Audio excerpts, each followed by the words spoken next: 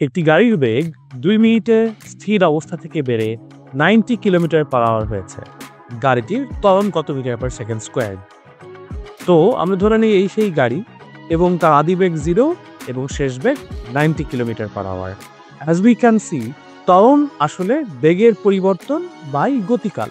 বেগের পরিবর্তন বলতে আমরা বুঝি শেষ বেগ বিয়োগ আদি বেগ, আর গতিকাল তো এখানে বলেই দেওয়া আছে 2 মিনিট।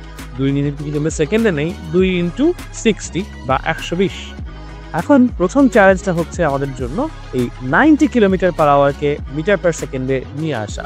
একটা সহজ শর্টকাট মনে রাখতে পারেন, সেটা হচ্ছে কিলোমিটার/আওয়ারকে যদি আপনারা 5 বা 18 দিয়ে গুণ করেন, তাহলে আপনারা মিটার পার সেকেন্ড পেয়ে যাবেন। 18 আর 90কে কাটাকাটি করে আমরা 5 পেয়ে যাই। দ্যাট মিনস শেষ বেগ 25 মিটার পার সেকেন্ড। আমরা 25 - 0 অথবা 25 / 120 করলে ক্যালকুলেটরে হিসাব আসে 0.208 মিটার পার সেকেন্ড স্কোয়ার। সুতরাং আমাদের এটার উত্তর সি।